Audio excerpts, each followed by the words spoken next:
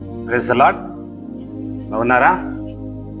దేవుని యొక్క వాక్యాన్ని ధ్యానించారా? ప్రార్థనలు చేసుకున్నారా? మరి ఆత్మీయ ఆహారంగా నేటి దినము మత్తయి సువార్త 5వ అధ్యాయము 44వ వచనం చదివి దేవుని యొక్క వాక్యాన్ని ధ్యానిస్తాం. నేను మీతో చెప్పినదేమనగా, మీరు పరలోకమందున్న మీ తండ్రికి కుమారులై ఉండునట్లు మీ శత్రువులను ప్రేమించుడి. చూడండి ఏమంటున్నాడు, శత్రువులను ప్రేమించుడి, మిమ్మల్ని హింసించు వారి కొరకు ప్రార్థన చేయుడి. ఈరోజు వాక్యం వినుచుండగా నీతో నేను మాట్లాడుతున్నాడు యేసయ్య. నేను మీతో చెప్పినదేమనగా, మీరు పరలోకమందున్న మీ తండ్రికి కుమారులై ఉండాలి. విన్నట్లయితే ఒక కుమారులై ఉంటే అయిపోయిందా? కాదు కదా. మీ శత్రువులను మీరు ప్రేమించాలి. మీ శత్రువులను ప్రేమించినట్లయితే, మిమ్మల్ని హింసించు వారి కొరకు ప్రార్థించినట్లయితే ఆయన నిండారు ప్రేమ మీ మీద ఉంటుందని దేవుని మీతో చెప్తున్నాను. నేను మీతో నిశ్చయంగా చెప్తున్నాను, మీరు పరలోకమందున మీ తండ్రికి కుమారులై ఉండునట్లు. ఎప్పుడు పరలోకమందున తండ్రికి మనం కుమారులై ఉంటాం? మనల్ని హింసించు వారి కొరకు మనం ప్రార్థించినప్పుడు, మన శత్రువులను మనం ప్రేమించినప్పుడు మనము ఆ విధంగా పరలోకమందున్న తండ్రికి మనము కుమారులై ఉంటాం. ఈరోజు మీతో నేను మాట్లాడుతున్నాడు యేసయ్య. నువ్వు ఎంతగానో జాబ్ని ప్రేమిస్తున్నావు, ఫ్రెండ్స్ని ప్రేమిస్తున్నావు, కుటుంబ సభ్యులను ప్రేమిస్తున్నావు, తల్లిదండ్రులను ప్రేమిస్తున్నావు, కానీ పరలోకమందున్న తండ్రిని ప్రేమించటం లేదు. ప్రేమించకపోతే, ఆ ప్రేమ గుణం నీకు లేకపోతే నువ్వు శత్రువులను ప్రేమించలేవు. అందుకనే ఈ లోకంలో తల్లిదండ్రుల మధ్యలో, అక్కా చెల్లెల మధ్యలో, అన్నదమ్ముల మధ్యలో, ఫ్యామిలీస్లో నెమ్మది, శాంతి, సమాధానాలు లేవు. నువ్వు చేస్తున్న ఉద్యోగంలో శాంతి సమాధానాలు లేవు. నువ్వు చేస్తున్నటువంటి బిజినెస్లో ఎన్నో టెన్షన్స్. నువ్వు ఎంత మంచిగా నీ హెల్త్ని కాపాడుకుంటున్నావో ఎన్నో రకమైనటువంటి అనారోగ్యతని తీసుకొస్తున్నావు. ఎందుకు అనంటే, నువ్వు నాతో పరలోకమందున్న తండ్రికి కుమారులై యోగ్యత లేకుండా ఈ లోక ఇచ్చలకు నువ్వు లోనట్లయితే ఇవన్నీ నీకు ప్రాబ్లమ్స్ క్రియేట్. అయితే అన్నితో నేను మాట్లాడు. నేను నీతో చెప్పినదేమనగా, పరలోకమందున్న మీ తండ్రికి నువ్వు కుమారులై ఉన్నట్లయితే నువ్వేం చేస్తావు? ఫస్ట్ నీ శత్రువులను ప్రేమిస్తావు, మిమ్మల్ని హింసించు వారి కొరకు ప్రార్థన చేస్తావు. చూడండి, శత్రువులు ఎక్కడ ఉండరు? కుటుంబంలోనే శత్రువులు ఉంటారు, ఇంటి పక్కనే శత్రువులు ఉంటారు, నీ చుట్టూ నివసిస్తున్న స్థలంలో చుట్టంతా శత్రువులే ఉంటారు. ఈర్ష్య కలిగిన వారు ఉంటారు, నిన్ను హింసించే వారిలా ఉంటారు, నిన్ను కష్టపెట్టే వారిలా ఉంటారు, నిన్ను బాధ పెట్టే వారిలా ఉంటారు. వారందరి కోసం నువ్వు ప్రార్థన చేయాలి, ప్రేమించాలి. ప్రేమ, కనికరము, జాలి, దయ అన్నీ నువ్వు వారికి చూపెట్టినట్లయితే ఒకనాడు నిన్ను హింసించిన వారు నిన్ను ప్రేమిస్తారు, నిన్ను బాధ పెట్టిన వారు నిన్ను ప్రేమిస్తారు, నీ సొసైటీలో ఉన్నవారు నిన్ను గుర్తుపడతారు, అరే మంచి కుటుంబమే అని. కాబట్టి మనం శత్రువులను ప్రేమించాలి, మిమ్మల్ని హింసించు వారి కొరకు ప్రార్థన చేయాలి. ఎన్నో రకమైనటువంటి హింసలు కదా.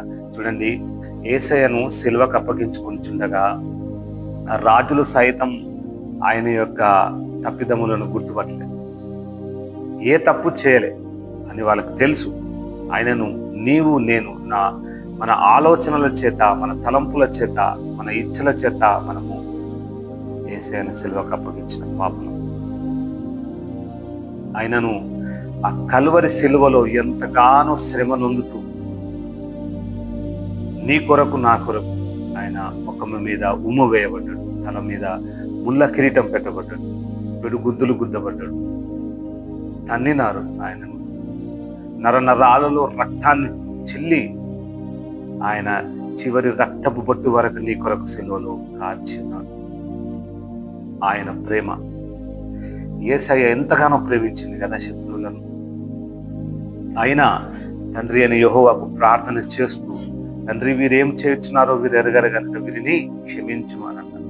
హింసించిన వారి కొరకు ప్రార్థన చేసి ఉన్నాడు తండ్రికి, ద్వేషించే వారి కొరకు ఆయన విజ్ఞాపన చేసి ఉన్నాడు తండ్రికి, శత్రువుల కొరకు ఆయన ప్రార్థన చేసి ఉన్నాడు.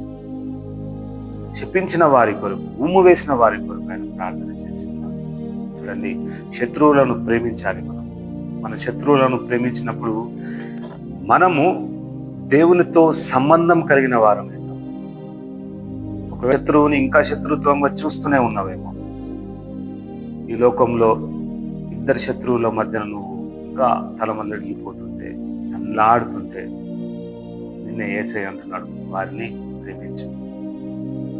ఏదో ఒక రోజు ఆ శత్రువు నిన్ను ప్రేమిస్తాడు, నీతో మంచిగా కలిసిమెలిసి ఉంటాడు, సొసైటీకి సంతోషంగా, మీ కుటుంబాలకు సంతోషంగా, ఈ రాష్ట్రాలకు, మండలానికి సంతోషంగా ఉండే కృపనిస్తానని.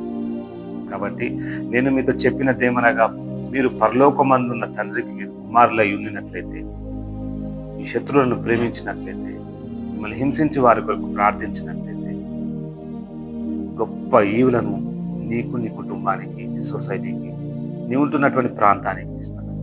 ఈ కృప ఈరోజు వాక్యం ఇచ్చుండగా నీ కుటుంబము, నీ పిల్లలందరికీ, నీ సొసైటీ వారికి, మనందరికీ దేవుడు అట్టి కృప దయచేయగాక. ఆమేన్. ప్రార్థన చేసుకుందాం. స్తోత్రములు నాయన ప్రభువా, మా మంచి ప్రధాన యాజకుడా నీకే స్తోత్రములు.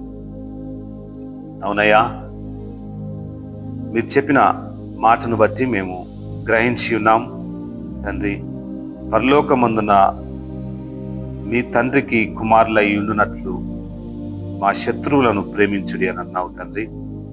ప్రేమించే కృపను మాకు దయచేయండి అయ్యా. ఏ విధంగా మీరు సిలువలో మీరు నాయన ప్రభా శత్రువులను ప్రేమించి ఉన్నారు, హింసించి వారి కొరకు ప్రార్థన చేసి ఉన్నారు నాయన ప్రభా. మిమ్మల్ని బాధ పెట్టిన ప్రతి బిడ్డ కొరకు మీరు ప్రార్థించినారు. అట్టి కృపను మేమందరము నాయన ప్రేమ కలిగి మా శత్రువులను ప్రేమించుటకును, మమ్మల్ని హింసించి వారి కొరకు ప్రార్థించుటకును, వారి బాగోగులు తెలుసుకొనుటకును నాయన ఈ లోకంలో మేము ఉంచుండగా, పరలోకమందున్నటువంటి తండ్రి యొక్క కృప కనికర హస్తమును మా మీద ఉంచిన విధానాన్ని బట్టి నీకు వందనాలు, స్తోత్రాలు నాయన. ఈ వాక్యము వినుచుండగా, ఈరోజు బయలుదేరి వెళ్ళుచుండగా ప్రభా, వారందరూ శత్రువులను ప్రేమించి వారి కుటుంబాలను కట్టుకొనుటకు, వారి ఆయన స్నేహపూర్వకమైనటువంటి వాతావరణంలో నివసించుటకు ఆయన నీ కృప దయచేయమని వేడుకొంచున్నాం తండ్రి. హింసించు వారి కొరకు నాయన ప్రత్యేకంగా వారు ప్రార్థించి నాయన ఈ లోకంలోని సాక్షి బిడ్డలుగా ఉండే కృపను దయచేయమని వేడుకొంచున్నాం నాయన ప్రభా. నిన్ను ఆశ్రయించే వారిని ఎవరిని త్రోసివేసేవాడు కాదు తండ్రి. ప్రేమ, కనికరము, సమాధానములు నాయన వినిచిన ప్రతి బిడ్డకును నాయన అయా ఈ వాక్యం చేత బలపరిచిన ప్రతి కుటుంబానికి నాయన నీ కృపలో భద్రపరచమని నజరేయుడైన నమ్మదగిన యేసు నామమున వేడుకొంచున్నాం తండ్రి. ఆమేన్. Praise the lord.